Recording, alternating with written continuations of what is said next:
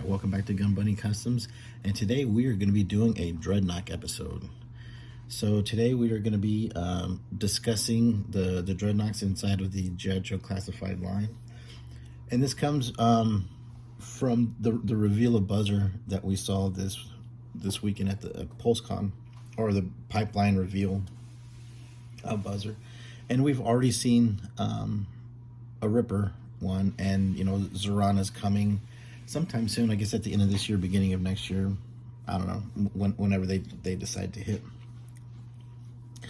But I had to admit, I was a little bit sad, or not sad, but yeah, I guess I'm a little bit sad that they didn't release the Dreadnoks in a 3-pack, or at least in the same wave.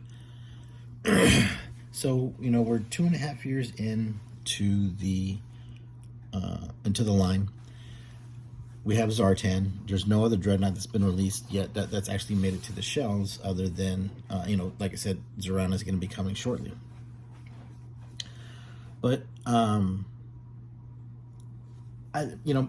me, the Dreadnoks are an extremely integral part of the G.I. Joe lore, right? They are, they're paramount to a lot of people in this community. They're everybody is a Dreadnoks fan. To a certain degree. I don't think I've ever met a Joe collector who didn't love the Dreadnoks and what they brought. That avenue of themes, storylines, plots. All that kind of stuff. What they brought when they introduced that to the G.I. Joe storyline was, they brought a lot. It was amazing. It was another complete creative highway. And it's still like that to this day. They're still very, very, very, very popular. If you look at the customs, a lot of the customs that people make are Dreadnoks. You know what I'm saying? A lot of people have made the Dreadnoks. And so it's sad that we haven't seen them yet, 2.5 years in. We have 2 that are revealed. I don't know if they've done the pipeline reveal of Torch yet. I'll have to go back and look. I know there's a few people who have taken the time to create the complete line, from 00 Snake Eyes to the last pipeline reveals from this Saturday. I believe blackgenghis did that, and I want to say somebody else did. So I'm gonna go back to that. So shout out to blackgenghis for taking the time to do that. I'm sure that's kind of a pain in the ass. But I'm sad. Like I said, even back in 1985 when they were released, they weren't released in a 3-pack, but they were all released in the same wave that was available for 2 to 3 years. You know what I'm saying? And you know what I'm saying? And so we're not going to have that. We're not going to have the opportunity for them to be on the shelves that long. They're not going to be on the shelves together. You know what I'm saying? And they're going to be in different waves, and every single wave has had its own, weird way of wherever it shows up. And America, it never shows up evenly or distributed evenly. It just it's just kind of hit or miss of what you get. Now for something like that, where it's basically, to me, those 3 Dreadnoks are the core of the team, right? That 3-pack is the core of the team. Everybody else after that is just an add-on. To me, those are the heart and soul of the Dreadnoks, and to have any other Dreadnok and not have those is, to me, is kind of silly. So what I would like to see, I would prefer it be in some kind of 3-pack, like the way that they did the Viper 3-pack. I think that's such a miss.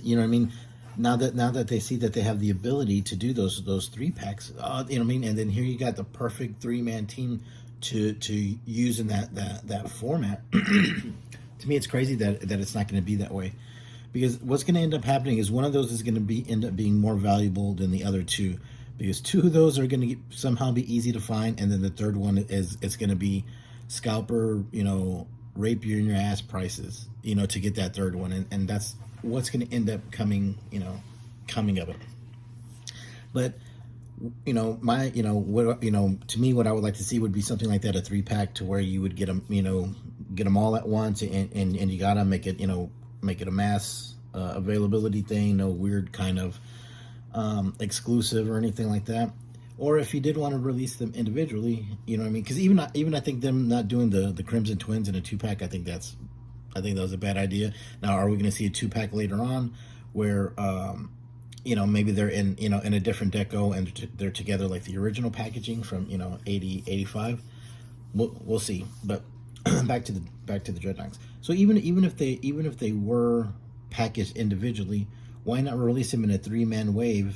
You know what I'm saying? Because then you have 6 per case, in a case. So then you can have 2 of each. So then that way, they would be all 3 would be easy to find and be there for everybody, and you would everybody would buy the shit out of them. You know what I'm saying? The 3-pack or even like that, or even if I could have like my druthers, my dream of all dreams, right?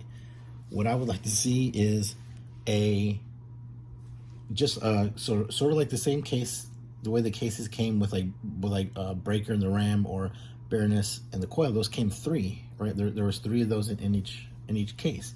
So do a vehicle character wave of the Dreadnoks where in each one, you know what I'm saying, you have one of each character in that case, right? One Ripper, one Buzzer, one Torch, and each one of them comes with a swamp skier. You know what I'm saying? I mean, the coloring can be slightly different, so there's some kind of differentiation in the swamp skiers from like Torches or in Rippers or whatever, but the same mold, the same the same fucking swamp skier. So then you would actually have like a character vehicle wave, you know what I'm saying, all in the same case. People would order those cases out of, I mean, who knows how many cases of people would order that shit to have a swamp skier, which is in this kind of scale. You know what I'm saying? I mean, in this size, right? So here's my Dreadnok, ground assault, and here's my Thundercycle here with Zartan. I mean, we need some Dreadnok vehicles. You know what I'm saying? I mean, we need that. So I mean, Hasbro has this mold. I mean, I painted their Ram, so they could easily release a version of the Dreadnok Ground Assault Ram that was, I believe, a Sears exclusive, like in 86 or 87, maybe 88. Somewhere right around there. I had to look in the book again, but it came with a vamp. And another side note, a vamp, I don't know. I was really hoping to see a vamp revealed this week in some kind of standalone vehicle like that, because to me, I think the vamp is the first sort of standalone vehicle that they released to us. And here's why: because there's so many versions of that vamp. There's so many different incarnations of that vamp. You have, I believe, 7 that I can think of off the top of my head. You have the original vamp. You have the Vamp and Howl. That was like a 2-pack exclusive, I believe, in like Sears Canada. You had the Vamp Mark II, which was the tan one that had the squarish missile rack. You had the Stinger, which is my fucking, one of my absolute favorites. I mean, just iconic, Cobra vehicle. They can, make that out of it. And Hasbro, I will design for free the Stinger driver if you make that. I would love to design that for you. Okay, so then we had those, and then we have the Tiger Force, and we've seen the Tiger Force Vamp. I mean, Tiger Force Ram. Coming to us. Then you had the Dreadnok Ground Assault version of it, right? When it came with the it's like a Stinger, but it's like a Dreadnok version of the Stinger, and it came in Sears 2-pack with that. And then they did a later version of it where it comes with Heart Wrencher, right? So you could do the Dreadnok Heart Wrencher version too. So you would have 7 possibilities of making that one thing. So that's why I just would say that one would be first, because you had so many possibilities, and everybody, the majority of people would buy, I would say, one of each. You know what I'm saying? Because each one is so iconic in their own way, except for maybe like Tiger Force. That's kind of a little bit niche, and I think they're about to see that with that Ram. But I mean, I would hope we could see some stuff like this coming soon. You know what I'm saying? And I hope that they do end up doing a Dreadnok 3-pack, or at the very least. I mean, and a swamp skier. And the thing about that swamp skier is, once you use it with the 3-pack, sell it individually, so that way we can put them with our Zartans, or even do a Zartan swamp skier set as well. You know what I mean? Sell it, or sell it individually like you should the Ram. So then that way, like as the Dreadnok roster grows, we can get a swamp skier for each one. If you end up doing Zanzibar, you have the air skiff and all that stuff. It's crazy. It's crazy like how much can even just come out of the Dreadnoks, and they haven't even really even opened that can yet. You know what I'm saying? I mean, really, all we have is Zartan and some reveals down the line. So, I mean, I made a Ripper early on off a gung ho body. I ended up selling them, but I might end up making me another one because Ripper was my favorite out of those original three. Ripper was my favorite. And so I'm thinking I need to make another one. And I have a road pig and another one in process in various states in here. And so eventually I'll get into finally finishing those. I just lost steam because road pig was one of those ones that just, fucking everybody did and flooded. And some people did some fucking amazing ones. So, you know what I'm saying? I just went ahead and threw them back in the parts box and worked on something else. I didn't want to just be another guy who released it when everybody else, released their custom. So, but I mean, this is how much I want something like a Thunder Machine. Also, please, Hasbro, Thunder Machine, Thrasher, you know what I'm saying? I'll give you 120 for that. I'll give you, $100 for that, the Thunder Machine and 20 for the Thrasher, a $120 set. I would be all in on that. No HasLab bullshit. But check this out.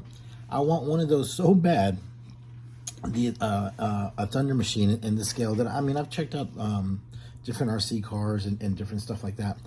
But I wanted one so bad that I actually backed that Robbie Reyes Ghost Rider because I want that car. And I want that car because I want to make it into a Thunder Machine.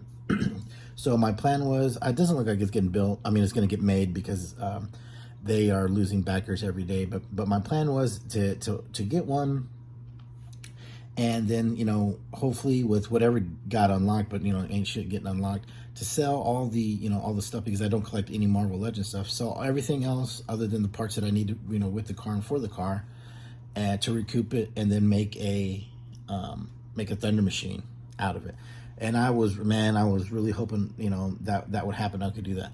But then I started thinking, well, how about this, Hasbro? Since you own both, since you do both lines, has this ever been done? Have you ever cross promoted a line? What if you did this? And I know this is probably outlandish, but it sounds great in my head. What if you made that fourth unlock on that fucking Robbie Reyes Charger a fucking Thunder Machine unlock, to where you got Thrasher and you got components that you could put on the car to make it look like it was a Thunder Machine. So there was guns that could somehow be mounted on the front, plating on the side, some kind of engine component. You know what I'm saying? That for that booster to come out of the back, that turbo thread, the jet engine. Something that would kind of mimic that. Some decals, you know what I'm saying? Shit like that. So then that way you can kind of Dreadnok it up, and then you get Thrasher as well. Yeah, I don't know, man. That might get some of these Joe collectors into maybe backing that, and maybe pushing it, because then you could display it in a whole nother way. You'd be opening that up to a whole new arena of collectors. And like I said, you make both properties. How could you possibly cross promote that way? So then that way Joe fans have a chance to get it. Now I understand that's $350 for a Thunder Machine when I just told you I would pay $120, but I don't know. I'm just spitting out ideas. Obviously, I don't think it would ever happen, but it was just something that I thought of, that maybe in some way Hasbro could use itself to save itself. You know what I'm saying? In that project. And still, I mean, I think it's a beautiful toy. I do think it's crazily overpriced, like a lot of people do, and I think Hasbro is gonna learn that lesson, because like I said, they're losing backers every day. But I thought that might have been an interesting thing where they could have in the final unlock, done that, give you the components, to give you the pieces, to turn it into some kind of Thunder Machine or some kind of Dreadnok vehicle. All right. So that's going to be it for this video. I have another video that's going to be coming out around the same time as this one. I'm going to be filming it right after this because I tried to film these together and it ended up being too fucking long. So I'm gonna split them. So I'm gonna be filming another video right after this, and then I'll be posting them at the same time. So be on the lookout for that. And it's me asking the question of whether or not G.I. Joe, the Hasbro G.I. Joe Classified team, likes or dislikes G.I. Joe Classified customizers. So I have a few points on both sides that people have brought up to me. So I'm going to go ahead and kind of lay them out and see what you think. And I'll definitely give you my unvarnished opinion about it. And so we'll be seeing you soon. All right. Thank you. Have a good day and go out there and make some badass customs.